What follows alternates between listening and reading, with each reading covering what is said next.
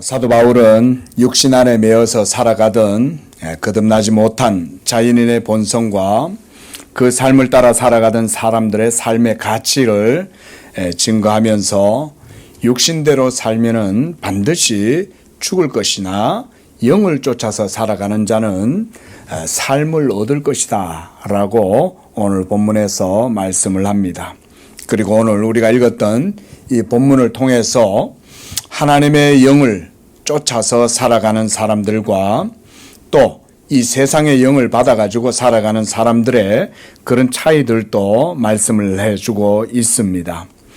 무엇보다 그리스도 예수로 말미암아 믿음으로 성령으로 회복된 사람, 거듭난 사람들은 그들은 하나님을 아빠, 아버지라고 부르는 그런 자녀들이다라고 말씀을 하면서 성령이 친히 그들과 함께 증거하시고 그들이 하나님의 자녀인 것을 증거하신다라고 말씀을 하고 있습니다.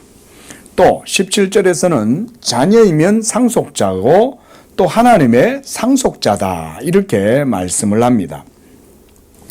그래서 그들은 그리스도와 함께한 상속자요. 우리가 그리스도와 함께 이 영광을 받기 위해서는 고난도 받아야 할 것이다 라고 말씀을 하고 있습니다. 오늘 이런 말씀을 가지고 우리가 내용을 상고하고자 합니다. 먼저 12절에 보니까 사도는 우리가 빚진 자다라고 말씀을 하고 있습니다. 예수 믿는 자들이 하나님께 무엇을 빚졌을까요? 우리가 진 빚은 바로 그리스도 예수 복음의 빚입니다. 여러분들은 값없이 하나님 앞에 의롭다함을 얻었지만 바로 예수님께서는 우리가 의롭다함을 얻도록 하기 위해서 자신의 모든 것을 십자가에서 하나님께 다 드리셨습니다. 그래서 사도는 로마서 1장 14절에서도 헬라인이나 야만인이나 지혜 있는 자나 어리석은 자에게 다 내가 빚진 자다 이렇게 말했습니다. 또 로마서 13장 8절에서는 피차 사랑의 빚 외에는 아무에게도 빚을 지지 말라 이렇게 말을 합니다. 여기에서 빚이라고 하는 말은 상대방에게 해를 끼치지 말라 그런 말입니다. 뭔가 내가 상대방에게 해를 끼치거나 뭔가 부담을 주면 그것이 바로 빚이 되는 것이죠. 그런 측면에서 오직 예수 믿는 사람들은 사랑의 빚 외에는 아무에게도 빚을 지지 말라라고 이렇게 말씀을 하는 것입니다. 그래서 사도가 로마서 13장 8절에서는 남을 사랑하는 자는 율법을 다 이루었다 이렇게 말을 하는 것입니다. 여기에서 뭐 빚을 지지 말라고 하니까 교인들끼리 돈 빌려주지 말고 돈 빌리지 마라 이런 얘기가 아니에요. 그게 아니라 오로지 성도들 사이에서 행할 바 의무는 사랑의 빚 외에는 서로 질 게 없다는 거예요. 내가 여러분을 사랑하는 것, 여러분이 성도들을 서로 사랑하는 것, 이것이 우리에게 있어서는 유일한 성도의 빚인 거예요. 우리가 그렇게 서로 사랑을 해야 되는 이유가 무엇 때문이겠습니까? 그리스도께서 먼저 여러분을 사랑하셔서 우리의 모든 죄사함을 위하여 십자가에서 의를 이루셨기 때문에 그것 때문에 바로 사도 바울이 헬라인이나 유대인이나 모든 자에게 자기가 빚진 자다라고 이렇게 말했던 것입니다. 12절에서 그래서 우리가 빚진 자로 돼 그랬을 때는 이 빚은 바로 예수 그리스도 복음의 빚입니다. 이 복음의 빚은 사실 우리가 돈을 주고 얻은 것은 아니죠. 그렇죠? 값 없이 받아 누리는 은총이지 않습니까? 그런데 이 값 없이 우리가 받은 은총이라도 예수 그리스도께서는 자기 자신을 하나님께 모두 드려서 이 일들을 이루신 거예요. 그래서 우리는 바로 이 빚을 진 자들이다라고 말을 하는 것입니다. 그리고 이제 우리가 지금까지 보았던 8장 1절에서 11절까지의 내용이 바로 그 내용들입니다. 우리는 육신 가운데에서 살면서 아담의 본성을 받아가지고 거듭나지 못한 상태로 살고 있었지만 이제 그리스도 예수의 영으로 말미암아 우리의 심령이 새롭게 되고 그래서 거듭나게 되는 이런 생명의 역사를 받아 누리게 된 것이죠. 바로 이것을 사도가 빚진 것이다 라고 이렇게 묘사를 하는 것입니다. 그러므로 우리가 더 이상은 육신에 져서 육신 가운데에서 살 것이 아니다 라고 말씀하는 것입니다. 육신에게 져서 하는 이 말은 예수 믿고 거듭나기 전의 상태, 곧 죄의 종로로 하면서 영적으로 사망 가운데 있을 때처럼 그런 사고방식으로 육신에게 져서 다시 옛날 모습으로 그렇게 살아가는 것, 그것을 육신에게 져서라고 하는 말인 것입니다. 우리가 성령을 힘입고 살아가지만 때때로 거듭나지 못했을 때의 본성을 따라 행할 때가 얼마나 많습니까? 하나님의 성령을 거스르고 하나님이 원하시는 뜻대로 살기보다는 육신을 따라서 사는 경우들이 많잖아요. 그렇죠? 그래서 사도 바울이 여기서 격려를 하는 거예요. 여러분이요, 더 이상 예수 믿기 전에, 거듭나기 전에, 성령 받기 전에 육체의 본성을 따라서 살아가고자 하던 그 죄의 본성에 자극을 받아가지고 죄의 몸이 원하는 대로 살아가던 그 방식대로 육체에 져서 그렇게 살아가지 마십시오. 그 말을 하는 거예요. 도리어 우리 안에는 새 생명의 원리가 작동하고 있다. 예수 믿는 성도에게는 이 복음의 생명력과 새 생명의 원리가 여러분 속에는 있는 것입니다. 우리가 이것을 듣고 배움으로 이제 그것을 믿고 살아가게 되는 것입니다. 제가 로마서 강의를 통해서 우리 성도님들에게 증거하고 또 우리 성도님들이 그렇게 살기를 바라는 것이 바로 이것입니다. 제 자신뿐만 아니라 우리 모든 예수 믿는 성도들 속에 이 새 생명의 원리가 작동하고 있다는 것입니다. 이것을 믿을 때 그 믿음의 능력이 거기서 드러나게 되는 것입니다. 믿으시기 바랍니다. 이것을 믿어야 되는 것입니다. 이것을 믿어야 여러분 속에 있는 새 생명의 원리가 작동하기 시작하는데 놀랍게도 이것은 객관적인 거예요. 주관적인 것이 아니에요. 무슨 말이냐면 이런 얘기예요. 내가 그렇게 된다고 믿어서 그렇게 된다. 그게 아닌 거예요. 예? 우리가 보통 생각할 때는 왜 그렇게 자기 암시를 하잖아요. 된다. 두고 봐라. 된다. 여러분 이런다고 되는 게 아니죠. 그런 얘기를 하는 게 아니에요. 제가 드리는 말씀은 뭐냐면 객관적인 얘기를 하는 거예요. 예수께서 다 이루시고 여러분들로 하여금 감사하라, 찬양하라, 기뻐하라, 내가 다시 말하노니 기뻐하라 라고 얘기할 때는 그 생명의 원리가 벌써 여러분 속에 주관적으로, 객관적으로 주어져 있다는 거예요. 그러니까 이미 그것을 믿고 나아가면 여러분 안에 있는 이 객관적 하나님의 진리의 원리가 성령을 통하여 역사해서 그 일을 이루게 하신다. 이것을 우리가 그래서 믿어야 된다라고 말씀을 드리는 거예요. 하나님의 모든 진리, 복음은 객관적인 진리인 줄로 믿으시기 바랍니다. 이거 굉장히 중요합니다. 여러분, 우리 성도님들. 대부분 복음을요, 이렇게 이해를 하지 않으면요, 이게 오락가락해요. 기분 좋으면 어떨 땐 믿겨지고, 기분 나쁠 땐 안 믿겨져.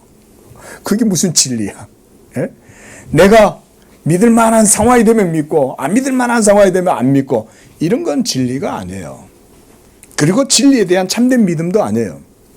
내가 진토에 있고, 내가 사망의 깊은 골짜기 가운데 있어서 어두운 칠흑과 같은 암흑의 터널 가운데로 걸어갈지라도 하나님의 객관적 진리는 거기서도 변함이 없는 거예요. 우리는 죽어도 다시 살게 되는 줄로 믿습니다. 여러분들이 그렇게 믿어서 다시 사는 게 아니죠. 하나님의 객관적 진리가 여러분 속에 있고 여러분이 그 말씀을 믿을 때에 그 믿음의 역사가 여러분을 다시금 죽음 가운데에서 살리시는 거예요. 제가 지금 이 말씀을 여러분들에게 드리는 것입니다. 그래서 육으로 살면 죽을 것이지만 영을 따라서 살아가는 자는 그 영의 역사로 말미암아 살리라 하는 말씀이 바로 그런 것입니다. 그러므로 여러분 육신에 져서 육을 쫓아서 행하지 마십시오. 여러분 속에는 이미 생명의 원리, 객관적 생명의 원리가 작동하고 있는 거예요. 자, 객관적이라고 그랬으니까 우리가 과학적으로 좀 생각을 해봅시다. 객관적이니까 실험을 하면 어떻게 되겠어요? 그 객관성이 증명되겠죠. 객관적이니까. 주관적인 것이면 아닐 수도 있고 있을 수도 있고 기분 좋으면 될 수도 있고 상황이 나쁘면 안 좋을 수도 있어. 이런 게 뭐가 진리예요? 근데 오늘 이 설교자가 여러분들에게 예수 그리스도의 복음 진리는 객관적이다라고 지금 몇 번 강조를 하고 있는 거예요. 객관적이기 때문에 상황과 느낌과 감정은 그렇지 않을지라도 그냥 그렇게 믿고 가보는 거예요. 객관적이니까. 그러면 그런 실험 정신을 가지고 나가보면 어떻게 되겠어요? 그게 객관적이라면 되겠죠. 제가 지금 그런 말씀을 여러분들에게 드리는 거예요.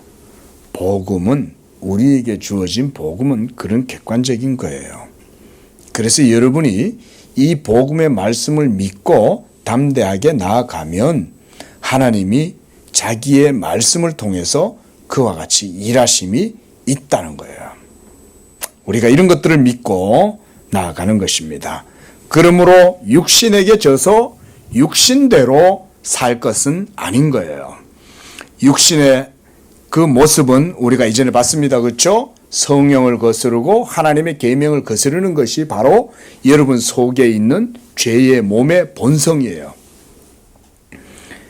그래서 우리 성도님들이 이 복음을 들으면서 몸에 대해서도 여러분들이 생각하시고 배워야 됩니다.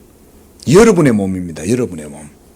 여러분 자신들이 가지고 있는 그 몸은 단지 물질적인 형태로만 있는 게 아니라 모든 삶의 영역까지도 다 이 몸이 영향력을 미치고 있죠. 그렇죠? 말하자면 우리가 혈족 공동체 이러면 전부 다 몸으로 연결되어 있잖아요. 그렇죠? 혈족 공동체, 혈연 공동체 이러면 모두 다 그 씨족 사회를 중심으로 공동체를 중심으로 모든 가치와 이익이 전부 다 그 속에서 공유가 되고 함께 그 속에서 다 이루어지잖아요. 이런 것처럼 몸이라고 하는 영향력은 일개 개인의 그 육체적인 상황 안에서만 머물러 있는 게 아니라 전체적인 여러분들의 모든 상황 가운데 다 그 몸이 영향력을 미칩니다. 그만큼 몸 속에 있는 죄의 영향력은 여러분들이 생각하는 것보다 영향력이 훨씬 큽니다. 그런데 이 죄의 몸을 알지 못하면 그 죄의 몸이 지배하는 모든 체계 속에서 살아가면서 사람들이 당연히 영향을 받겠죠. 그 몸이 지배하는 체계 속에서 살아가니까. 그러다 보니까 그 속에는 온갖 부조리와 온갖 연약함과 온갖 모순들과 악순환이 그 속에서 계속 반복적으로 이루어지게 되는 거예요. 그것을 이기려면 그 몸부터 알아야 되는 거예요. 적을 알고 나를 알아야 되는 거죠. 그러니까 이 몸을 바르게 알면 거기에서부터도 이제는 싸울 수 있고 인식할 수 있고 벗어날 수가 있는 거예요. 그래서 육신대로 살 것이 아니다라고 말씀합니다. 13절에서는 사도가 육신대로 살면 반드시 죽을 것이로되 영으로서 몸의 행실을 죽이면 살리라 이렇게 말씀했어요. 이 말의 의미는 바로 하나님의 말씀을 따라서 살아야 한다 그 말입니다. 영으로서 몸의 행실을 죽인다는 말을 깊이 생각을 해봅시다. 영으로, 즉 내 안에 역사하는 성령의 역사를 따라서 살아간다는 거죠. 앞서 말씀드렸듯이 믿는 자 안에는 이 생명의 원리가 작동하고 있다 그랬어요. 그건 다름 아닌 바로 성령을 의미하는 거예요. 성령은 진리이시기 때문에 진리가 여러분 안에 계시면서 여러분들로 하여금 믿음을 불러일으켜서 그 믿음으로 진리의 말씀을 따라서 살아가도록 하시는 것이 성령의 역사예요. 그래서 내 안에 성령이 계신다. 나는 하나님께 속한 자다. 나는 영에 속한 자다. 라고 말하는 사람은 누구든지 하나님의 계명을 따라서 살아가도록 되어 있습니다. 믿으시기 바랍니다. 이게 중요해요. 왜냐하면 율법 폐기론자들이 너무 많으니까. 예수를 믿기는 믿는데 하나님의 계명에 대한 순종과 헌신과 수고를 따라서 살아가야 된다는 이런 믿음이 너무나 오늘날 보기가 쉽지가 않아요. 예수 믿고 천국 가는 데는 관심이 많아. 예수 믿고 복 받는다 그러면 거기에는 엄청 관심이 많아. 근데 예수를 믿고 하나님의 말씀에 순종하는 것에 대한 이런 것에 대한 강조는 없고, 이런 것이 하나님을 믿고 경외하는 것이다 라고 하는 것에 대한 고백이 하나도 없어요. 그러니까 말씀에 대한 순종도 없고, 말씀을 순종하려고 하는 노력도 없고, 헌신도 없어. 수고가 없어. 하지만 여기에서 사도가 말하는 영으로서 몸의 행실을 죽이면 그랬어요. 몸의 행실이란 우리가 이제는 다 아시죠. 이제는 몸의 행실이란 하나님의 계명의 법을 거스르는 모든 육적 본성을 말하죠. 그렇죠? 그러면 역으로 몸의 행실을 죽이면 뭘 따라 살아간다는 거예요? 하나님의 계명을 따라 살아갈 수밖에 없는 거예요. 성령의 사람은 무법한 사람이나 방임자가 아니에요. 방관자가 아니에요. 예? 성령의 사람은 하나님의 계명에 매여서 살아가는 사람인 거예요. 오히려 매이기를 좋아하는 사람인 거예요. 성령의 사람은. 매이는 게 좋은 거야. 예? 우리가 아침에도 잠깐 성경 공부를 하면서 제가 그런 말씀을 드렸지만, 예수 믿는 사람은 성령을 쫓아서 살아갈 때 진리의 말씀과 일치되도록 살아가는 것이 성령을 쫓아 사는 것이다 그랬어요. 하나님의 법에 일치되어야만이 우리가 진정한 자유를 누릴 수가 있습니다. 이게 어떻게 보면 굉장히 좀 역설적으로 들리죠. 반어법적으로 들리잖아요. 하나님의 계율에 매이는데 어떻게 자유로우냐? 그러면 역으로 우리가 하나님의 계명에서 떠나 있을 때, 이격되어져 있을 때, 그러면 우리는 자유로울 수 있냐? 이렇게도 한번 생각해 봐야 되죠. 그렇죠? 이전에 하나님을 믿지 않을 때는 자유로운 것 같았지만 사실은 자유롭지 않죠. 예수 믿기 전에 우리가 하나님을 믿지 아니하고 예수 믿기 전에 믿음에 대해서 자유로울 때 여러분 자유로웠습니까? 아니죠. 사실은 죄에 매여 있었던 거죠. 죄 아래에서 노예로 살아가고 있으면서 죄를 막 마음껏 짓고 살아가는 거죠. 그러면서 자신은 자유롭다고 생각했죠. 그런데 율법이 다가오자 나는 죽고 내 안에 있던 죄는 살아나면서 내가 그동안 자유롭게 하나님 없이도 살았던 줄 알았더만, 알고 보니까 그게 아니라 나는 죄에 팔려서 죄의 노예로 살아가고 있었던 거예요. 이제 예수를 믿고 성령으로 거듭난 사람은 그리스도 예수의 영으로 말미암아 자유함을 누리게 됩니다. 근데 많은 성도들이 자유함을 누린다는 말은 좋아하는데, 이 자유가 그리스도 예수 안에서 하나님의 계명과 일치하는 삶 속에서 누리는 것이라고 말하면 그거는 별로 안 받아들이고 싶어요. 왜일까요? 여전히 육신의 연약함이 그 사람의 내리를 붙들고 있기 때문에 그런 거예요. 여러분, 하나님을 진짜 사랑하는 사람은 하나님의 계명 행하는 것이 즐거워요. 그 계명을 행할수록 더 영적 자유함과 확신을 누립니다. 이게 우리 개혁주의 교리입니다. 하나님의 계명을 행하면 거기서 내 구원의 확신을 더욱더 느껴. 행위로 구원의 확신을 얻는 게 아니죠. 하나님을 사랑하기 때문에 내가 그 진리의 패스대로 행하면 그 하나님의 진리의 페이스 안에서 내가 진리를 확신하게 되는 거예요. 야, 이 하나님 말씀이 진리다. 그리고 그것을 또 행하면 그 안에서 누리는 영적 기쁨도 넘쳐나는 거예요. 이런 게 우리 기독교의, 우리 개신교의 교리입니다. 그래서 여기에서 영으로 몸의 행실을 죽이면 살리라 하는 이 말씀은 하나님의 말씀을 따라서 살아가야 하는 그런 것을 의미하고, 말씀에 대한 순종과 헌신과 수고, 이것이 영으로 몸의 행실을 죽이고 영을 따라가는 것이다 라는 의미예요. 영을 따라간다는 말은 바로 그런 의미가 있는 것입니다. 그래서 사도 바울은 갈라디아서 5장 16절에서 이렇게 말씀했습니다. 너희는 성령을 따라 행하라. 성령을 따라 행하려면 성령이 눈에 보여야 되는데, 눈에 안 보이는 성령을 따라 어떻게 행하겠어요?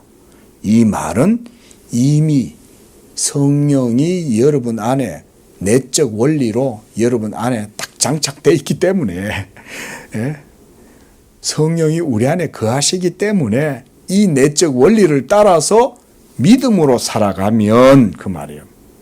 믿음으로 살아가면 육체의 욕심을 이루지 않는다. 한마디로 그 모든 것들을 우리가 가장 간단한 표현으로 압축하면 예수 믿음으로 살아가면 여기에 다 정리가 되어져 있어요. 그러니까 예수 믿음으로 이 모든 것들이 다 집약되어 있다고 볼 수 있어요. 믿음으로 살면 그게 바로 성령을 쫓아 행하는 거예요. 믿음으로 살면 진리를 따라서 행하는 거예요. 그래서 사도 바울은 믿음으로 하지 아니하는 모든 것은 죄다 라고 이렇게 말하는 거예요. 그러니까 기독교인의 윤리적 삶의 원리가 모두 믿음으로 이루어진다는 것을 보여주는 거죠. 믿음으로 하지 아니하는 것이 모두가 다 죄라는 말인 거죠. 믿음으로 살면 성령으로 행하는 것이고, 성령을 쫓아서 행하면 그게 바로 믿음으로 행하는 것이고, 이렇게 믿음으로 살면 육체의 욕심을 이루지 아니하리라. 또 에베소서 2장 3절에서도 사도는 전에도 우리가 다 그 가운데서 우리 육체의 욕심을 따라 지내며 육체와 마음이 원하는 것을 하여 본질상 다른 이들과 같이 진노의 자녀였었다라고 했습니다. 이것이 바로 믿음 없이 살아가던 모든 사람들의 삶이에요. 지금도 이 세상의 모든 사람들은 다 그렇게 살아가고 있습니다. 그래서 로마서 8장 6절에서도 사도 바울은 육신의 생각은 사망이요 영의 생각은 평안이다, 이렇게 말씀을 한 것입니다. 그러므로 우리 속에 하나님의 영이 거하시면 우리가 육신에 있지 아니하고 영에 있는 것입니다. 그들은 이처럼 성령으로 말미암아 그리스도께 빚을 진 자들이요, 따라서 이 빚은 하나님이 값없이 베풀어 주신 성령의 은총을 의미하는 것이기도 합니다. 빚진 자, 우리는 사랑의 빚진 자다. 이 사랑이 바로 값없이 베풀어 주시는 복음의 빚, 성령의 빚입니다. 자, 이제 14절 말씀을 보면 하나님의 영으로 인도함을 받는 사람들은 바로 하나님의 아들들이다 그랬습니다. 하나님의 아들들이란 여기에서 하나님의 상속자 개념을 의미해요. 우리 모두는 다 여성들도 있잖아요. 그러니까 여자들과 남자들을 얘기하는 게 아니라 하나님의 언약의 법적인 상속자들을 아들이다라고 말을 하는 것입니다. 그래서 요한복음 3장 6절에서 보면 예수님께서 이 니고데모에게 육으로 난 것은 육이요 영으로 난 것은 영이니, 이렇게 말씀했습니다. 바로 하나님의 인도하심을 받는 그 사람들은 하나님에게서 난 자들이고, 그들은 모든 삶의 원리가 영적 삶의 원리로 살아가는 자들이다, 이 말이에요. 크게 보면 이 세상에는 이 두 종류의 사람이 있습니다. 창세로부터 지금까지. 아담이 타락하고 난 이후로부터 성경은 이 두 종류의 사람에 대해서 얘기해 주었어요. 하나는 가인이요, 하나는 아벨이에요. 아벨은 가인에 의해서 죽임을 당하고 하나님께서 아벨 대신에 셋을 또한 주시는 거예요. 그래서 이제는 아벨이 없고 가인의 자손과 셋의 자손, 이 두 자손이 세상 역사에서부터 시작이 된 거예요. 그것은 지금까지도 계속해서 이루어지고 있습니다.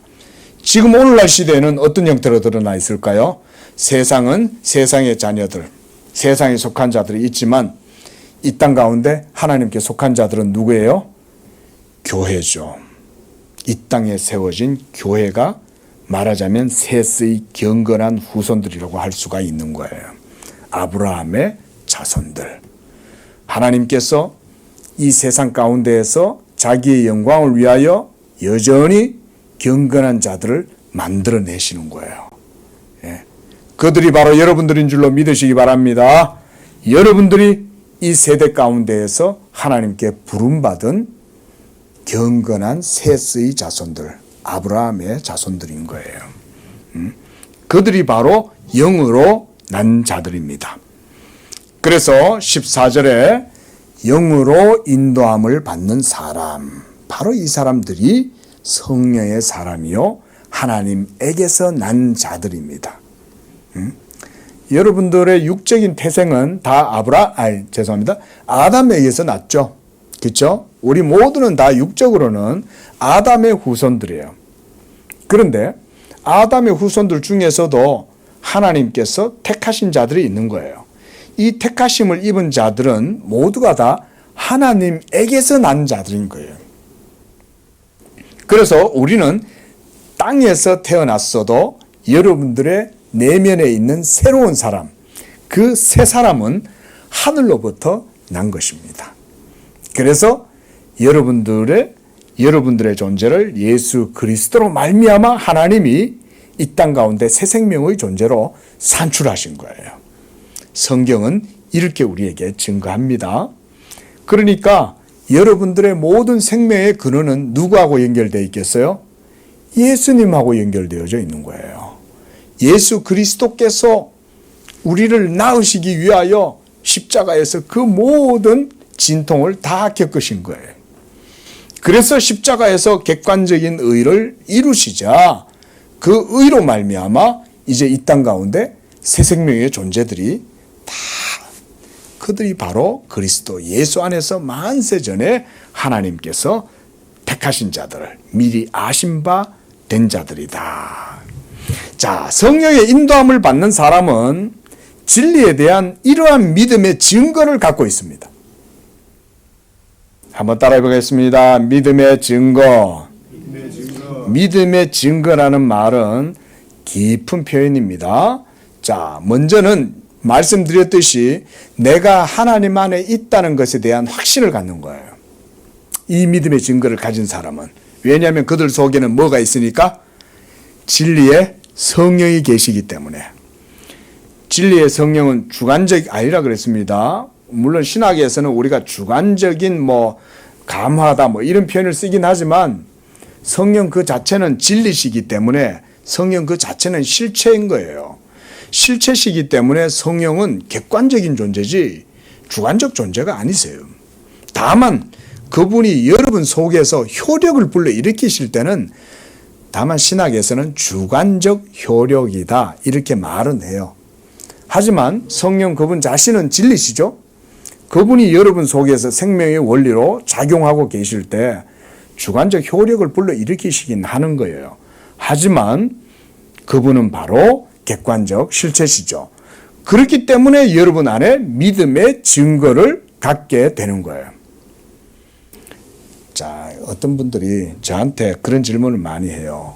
구원의 확신을 어떻게 얻습니까? 내가 구원받았다는 것을 어떻게 압니까? 여러분, 성경적 매뉴얼이 있습니다.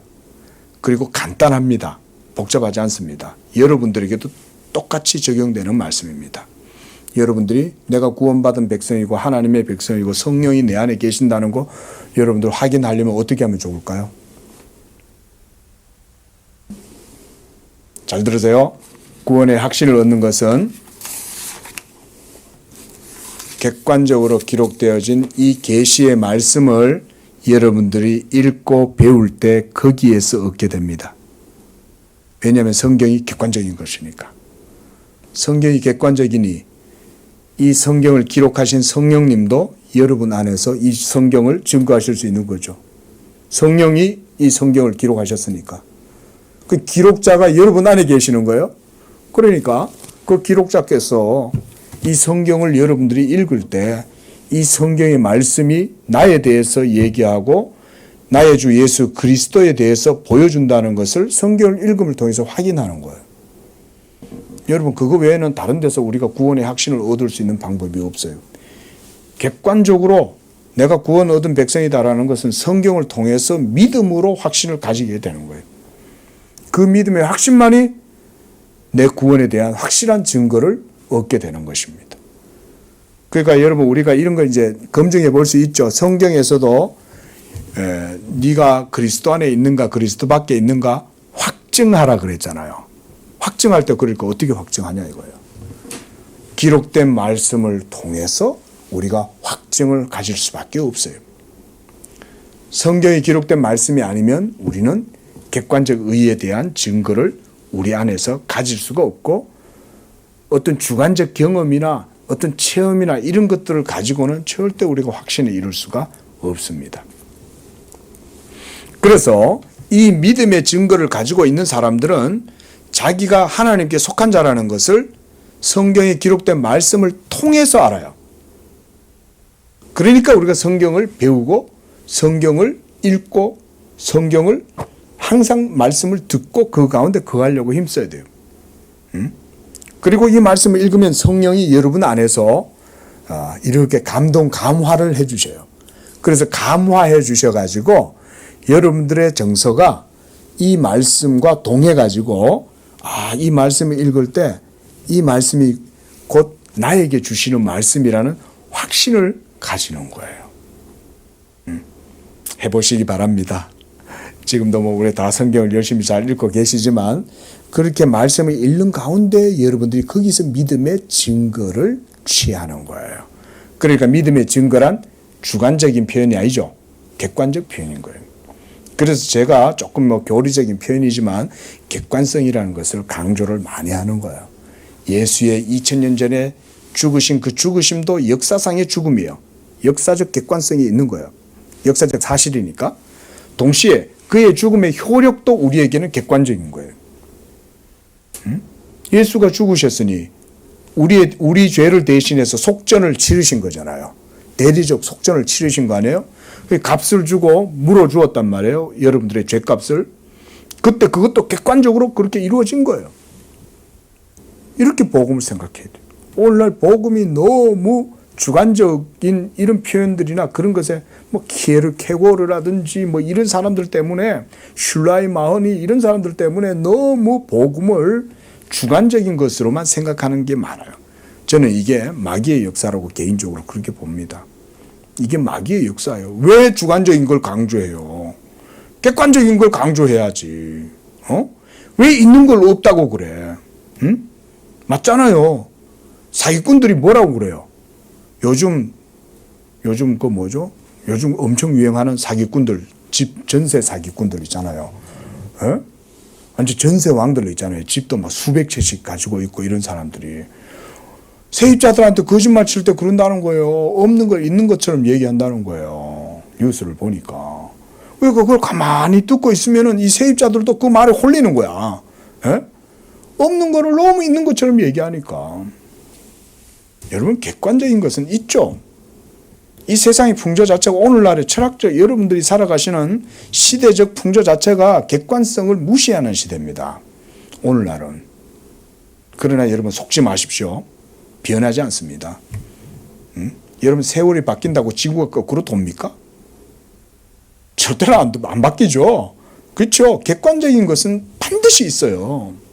객관적인 게 없다고 말하는 건 사탄이 그렇게 딱 한마디로 말해서 저걸 밑밥을 깔아놓는 거예요. 그러다 보면 사람들이 객관적인 의가, 객관적인 어떤 가치에 대한 개념이 없으면 어떻게 되겠어요? 전부 다 주관적인 어떤 원리나 어떤 분위기나 이런 거에 따라서 다 휩쓸리겠죠. 그러면 그거를 통해서 덕을 보는 사람은 누굴까요? 사기꾼들이 덕을 보는 거예요. 사기꾼들이. 예? 거긴 종교 사기꾼들도 있을 것이고, 그런 경제사범들도 있을 것이고, 갖가지 사기꾼들이 있는 거예요. 그런 사람들이 속으면 안 돼요. 여러분들이 삶을 살아가실 때 이런 거는 기본적인 지혜잖아요. 그렇죠? 아무리 막 이렇게 미사 여구를 쓰고 아무리 현란한 말로 여러분들을 뭐라고 막 설득해도 결정할 때는 어떻게 결정해야 돼요? 객관적인 것을 따라서 결정해야 되는 거예요. 예? 객관적인 가치를 무시하는 풍조를 여러분들 절대 쉽게 따라가지 마십시오. 우리 양재교회 성도들은 예수 그리스도의 복음도 객관적이라는 사실을 믿어야 돼요. 율법이 그 자체로 객관적이듯, 중력의 법칙이 그 자체로 객관적이듯, 예수 그리스도께서 영원한 말씀이 사람이 되신 것도 객관적인 사실이요. 또 그가 우리의 죄를 위하여 하나님 앞에서 모든 속전을 다 치르시고 그래서 우리의 모든 만족, 물음이 되셨다. 여러분들의 죄를 다 대신해서 갚아주셨다. 라고 하는 사실도 객관적인 거예요. 이렇게 믿어야 되는 거예요. 복음을. 전부 주관적인 것에 휩쓸려가지고 신학도 주관적인 신학이에요. 무슨 키에르케고르라는 사람이 실존주의가 어떤지 저떤지 슐라이마우가 신앙 감정이 어떤지 저떤지 아무리 떠들어도 객관적 진리는 안 바뀌어요. 여러분들이 바로 그런 믿음의 증거를 갖고 살아가는 사람들이 돼요. 그리고 하나님의 영으로 인도함을 받는 사람들은 또한 하나님과의 인격적인 친밀감을 누립니다. 여러분 제가 객관적이라는 말만 계속 하니까 좀 드라이해 보이죠? 아이고 우리 자매님은 아니 이러는데 우리 자매님이 워낙 성경 공부를 열심히 하니까. 근데 이렇게 딱딱한 교리 얘기를 하면 사람들은 이걸 드라이하다고 생각해. 무미건조하고 의미가 없이 느껴지고 너무 차갑게 느껴요. 근데 그렇지 않습니다, 여러분. 예? 엄마의 감정적인 사랑만 있습니까? 아빠의 부정적인 사랑도 있죠. 아빠는 좀 이렇게 좀 고딕체고 좀 그런 것 같아도 사실은 아빠가 훨씬 더 크게 붙들어주는 경우가 있잖아요. 아버지의 사랑이. 진리를 여러분 감정적으로 생각하시면 안 됩니다. 너무 물론 이제 진리도 정서가 있죠. 진리가 여러분 안에 거할 때 그 진리와의 인격적인 친밀감을 누리면 영적 정서를 여러분들이 느끼는 건 이거는 자연스러운 일이에요. 그런데 그럼에도 불구하고 그 진리는 객관적인 진리죠. 객관적인 진리가 우리가 그걸 경험할 때 친밀감을 느끼고 그 속에서 감정을 느끼는 건 자연스러운 것이긴 하죠. 하지만 감정보다는 먼저는 객관적 사실이 더 중요하다 이 말인 거죠. 그래서 하나님과의 인격적인 친밀감을 누리는 사람들이 바로 하나님의 아들들이에요. 자, 아들들은 하나님을 뭐라고 부르겠어요? 하나님, 아버님, 하나님을 아버님이라고 부르겠습니까?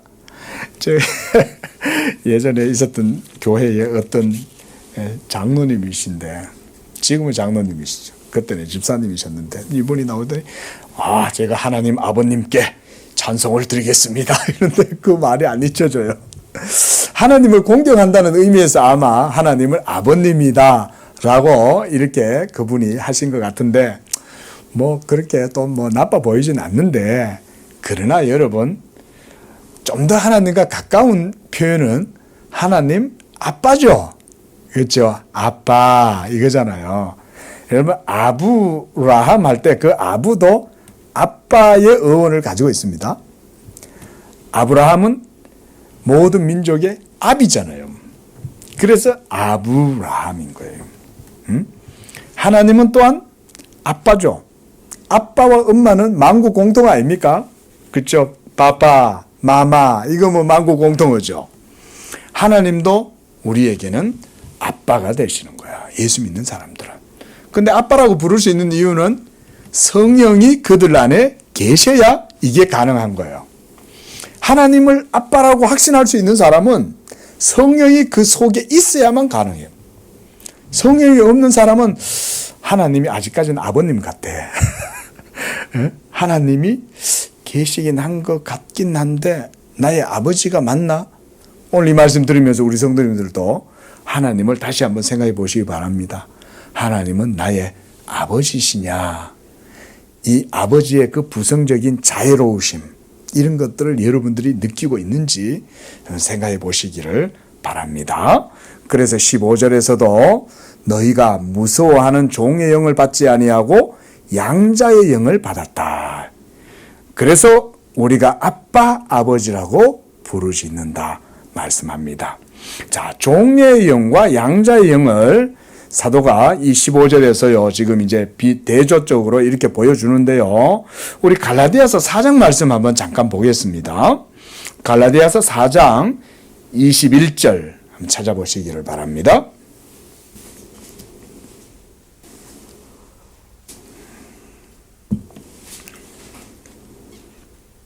자, 갈라디아서 4장 21절에서부터 우리 26절까지 우리 종의 영과 양자의 영, 이 두 가지를 생각하시면서 한번 읽어보시기를 바랍니다. 시작. 내게 말하라. 율법 아래에 있고자 하는 자들아, 율법을 듣지 못하였느냐? 기록된 바 아브라함이 두 아들이 있으니 하나는 여종에게서 하나는 자유 있는 여자에게서 낳다 하였으며 여종에게서는 육체를 따라 낳고 자유 있는 여자에게서는 약속으로 말미암았느니라. 이것은 비유니 이 두 여자들은 두 언약이라. 하나는 시내산으로부터 종을 낳은 자니 하갈이라.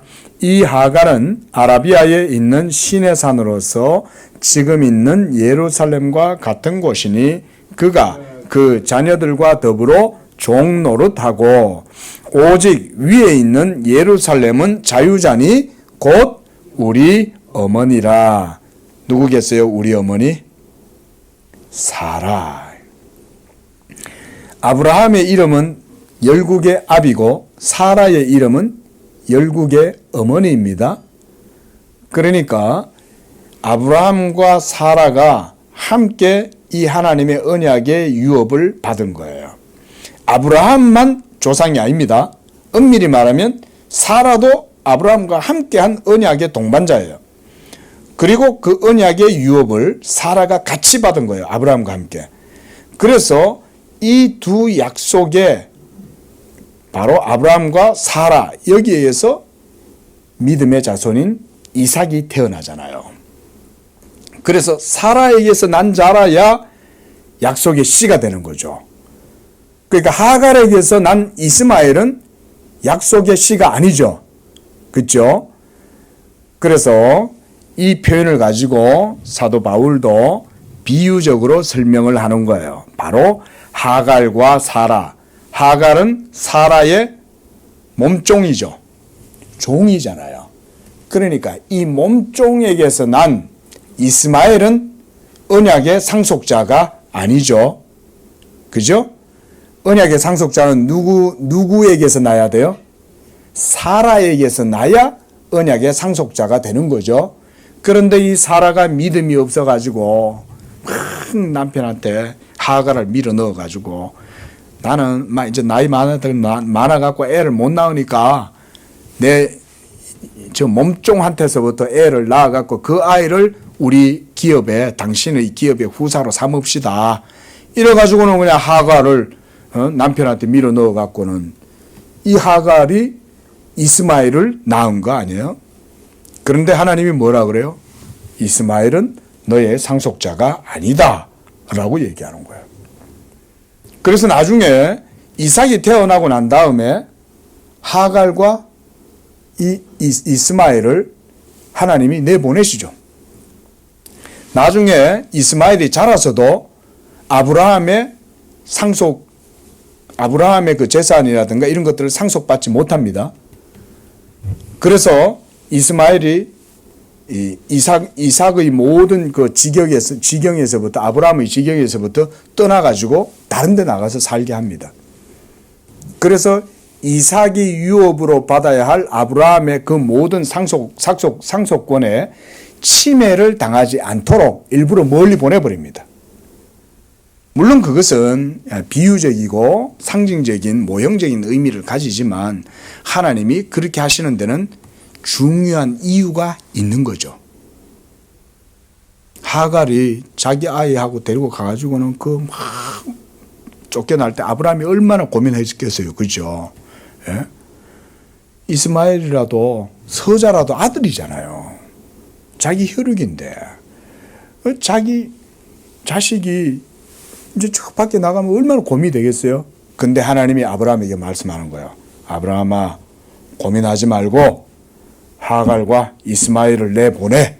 하나님이 그렇게 말씀하시는 거예요. 참 하나님도 매정하시다. 그게 아니죠. 하나님은 진리를 보여주시는 거예요. 그래서 진짜 언약의 상속자는 이삭이다라는 것을 보여주는 거죠.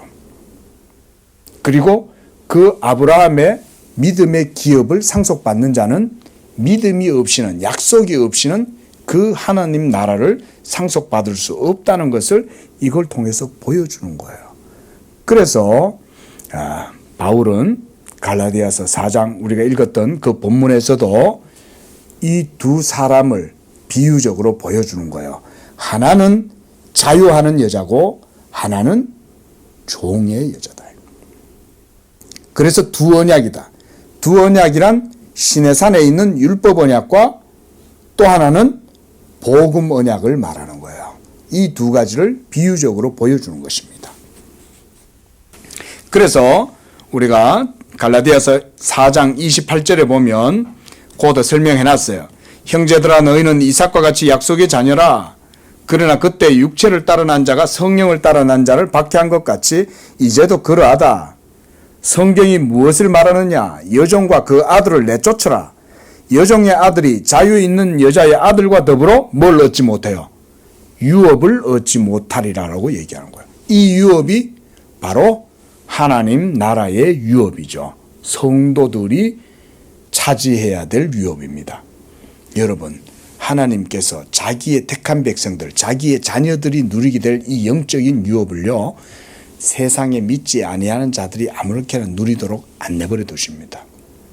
여러분들을 위한 하늘의 유업이 있는 줄로 믿습니다. 그래서 예수님도 이렇게 말씀하셨어요. 하나님의 택하심을 입은 자들아, 내 아버지께 복받을 자들이여. 마태복음 25장 34절에 창세로부터 너희를 위하여 예비된 나라를 상속받아라. 이렇게 말씀했어요. 예수님이. 보세요. 창세로부터 여러분들을 위하여 예비된 나라. 누가 예비하셨어요? 하나님이 예비하신 거죠. 창세전부터 그리스도 안에서 여러분을 위해서 예비한 그 나라를 상속받아라 라고 말씀하시는 것입니다. 자, 이렇게 바로 하나님의 영, 즉 양자의 영을 받은 우리는 성령으로 말미암아 이런 언약의 기업을 누리는 자들입니다. 그래서 16절에 성령이 친히 우리의 영과 더불어 그랬어요. 말씀드렸듯이 성령은 여러분 속에 생명의 원리로 여러분 안에서 객관적으로 역사하고 계시는 거예요. 여러분들의 현실 감각과 인식의 감각이 더 실제적인 것 같습니까? 하나님의 진리가 더 실제적인 것 같습니까? 여러분 어떻게 생각되세요? 아마 이 질문에는 대부분 다 여러분들이 전자를 더 강하게 느낀다고 생각할 것입니다. 저는 그렇게 생각이 들어요. 근데 사실은 그렇지 않습니다, 여러분. 사실은 그게 아니에요. 사실은. 우리는 착각하면서 살아갑니다. 어떨 때 운전을 하다 보면요, 옆에 있는 차가 갑자기 쑥 가요. 저 차가 왜 가지? 알고 봤더니 내가 브레이크를 놓은 거야. 그럼 내 차가 뒤로 쑥 가고 있는 거야. 근데 앞차가 가고 있다고 생각이 드는 거죠. 오류죠. 인식의 오류. 예? 여러분, 하나님이 우리 안에 계시지, 그게 실제적인 것이고 그게 객관적인 것이지, 우리가 인식하고 우리가 느끼고 경험하는 게 보다 더 현실적이다라고 생각하시면 안 됩니다. 최소한 진리에 대해서는 그렇게 생각하셔야 돼요. 우리는요, 진리를 우리 속에 가지고 있어도 잘 몰라요. 왜냐하면 우리는 너무 육적인 것들에 길들여져 있기 때문에. 그래서 인식에도 오류가 많이 생기는 거예요. 하지만 16절 말씀처럼 성령이 여러분의 영과 더불어서 증거하시고 그래서 하나님의 자녀인 걸 증언하신다 그랬어요. 우리가 앞서도 봤듯이 성령이 우리 안에서 양자의 영으로 아바 아버지라고 하시는 것처럼 우리가 하나님의 자녀인 것을 증언하신다 그랬습니다. 자, 믿는 자 안에서 증거하시는 성령의 사역. 이것에 대해서는 제가 낱낱이 보지는 않겠고요. 몇 가지로 말씀드릴 수 있어요. 첫째로 하나님의 진리를 우리 안에서 증거하십니다. 성령이. 또 예수가 하나님의 아들이신 것, 그리스도이신 것을 여러분 안에서 증거하십니다. 또 그 예수가 바로 여러분의 주님인 것을 증거하십니다. 그래서 믿는 자의 중보자가 되신다는 것을 성령이 증거해요. 그리고 오늘 본문 말씀처럼 믿는 자가 하나님의 자녀인 것을 성령은 증거해 주십니다. 이것이 바로 성령이 우리의 영과 더불어서 우리가 하나님의 자녀인 것을 증언하시는 사역이다라고 하는 것입니다. 자, 이제 17절 말씀 보겠습니다. 이와 같이 하나님에게서 난 약속의 자녀, 믿음의 자녀이면 그들이 바로 이삭과 같이 유업을 이을 상속자가 되는 거예요. 우리 모두는 다 이삭과 야곱과 더불어서 하나님의 나라를 상속받는 상속자들인 거예요. 우리가 요즘 이제 구약 성경을 보지 않습니까? 창세기는 봤고 지금 이제 출애굽기를 보고 있는데 출애굽기의 내용 속에서도 바로 이런 내용들이 많이 있어요. 상속의 개념입니다. 상속의 개념. 여러분들 모두가 다 하나님 나라의 상속자입니다. 그런데 이런 상속자들은 그리스도와 함께 하는 상속자입니다. 그래서 하나님 나라의 모든 상속권이 예수 그리스도께 있고 그리고 그리스도와 함께 그에게 참여한 모든 사람들이 천국을 같이 상속받는 거예요. 그래서 예수님이 우리를 형제라고 부르시기를 부끄러워하지 아니하신다라고 말한 거예요. 형제면 어때요? 한 아버지 아래에서 다 나는 거잖아요. 그렇죠?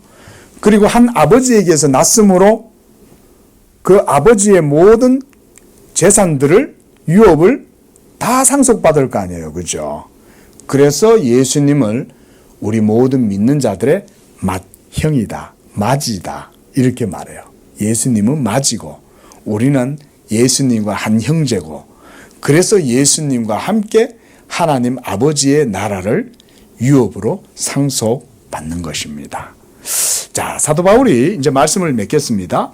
이렇게 유업 사상을 가지고 그리스도와 함께한 우리는 상속자이고 또 하나님의 양자의 영을 받았고 그래서 성령이 믿는 자 속에서 역사하셔서 지금 이렇게 하고 있다라고 얘기할 때 이 모든 것들은 다 뭐냐? 구원의 확신을 주기 위해서 하는 것입니다. 구원의 확신을. 왜냐하면 우리가 죄의 몸 안에서 살아가잖아요. 그리고 구원받았다고 말을 해도 이 죄의 몸 안에서 이 죄가 늘 여러분들의 구원의 확신을 꺾어뜨리고 무너뜨리거든요. 응? 예수 믿으면 천국 간다 그랬는데 또 죄를 짓는 거예요. 육신의 연약함이 있는 거예요. 믿음이 너무나도 보잘것없이 연약한 거예요. 그러다 보니까 어때요? 야, 내가 예수 헛믿었네. 내가 예수 믿고 구원 받는 줄 알았더니 그게 아니구나. 막 이런 생각이 드는 거죠. 불신앙이 막 일어나는 거예요. 그런데 바로 그때 사도 바울의 이 복음을 생각해라는 것입니다. 성령이 객관적으로 예수 믿는 내 안에 거하시고 그래서 이 믿음을 굳게 붙들면 우리는 이 구원의 확신 가운데 거할 수 있다는 것입니다. 자, 말씀을 맺으면서 구원의 확신의 핵심은 뭡니까? 우리의 믿음에 있습니까? 성령에 있습니까? 성령에 있죠. 그렇죠?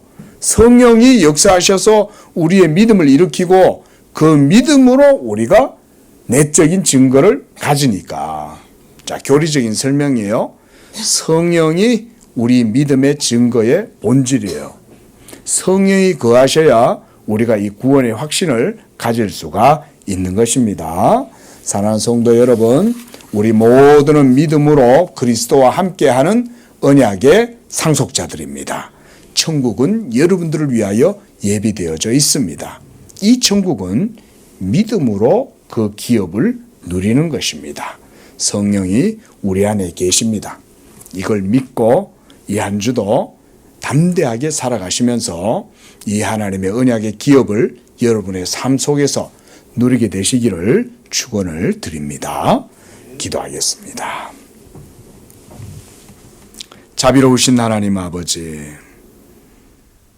죄악된 세상 가운데에서 육체를 따라서 그저 허무하게 살아갈 수밖에 없고 육적인 가치와 즐거움을 따라서 그것만이 오직 모든 것인 줄로 생각하고 그렇게 살아갈 수밖에 없었던 우리들이었지만은 그리스도 예수 안에 있는 생명의 성령의 법으로 말미암아 이제 우리 안에 이 새 생명의 원리를 심어주시고 이제 그것을 통하여 믿음으로 살아가게 하시니 감사합니다.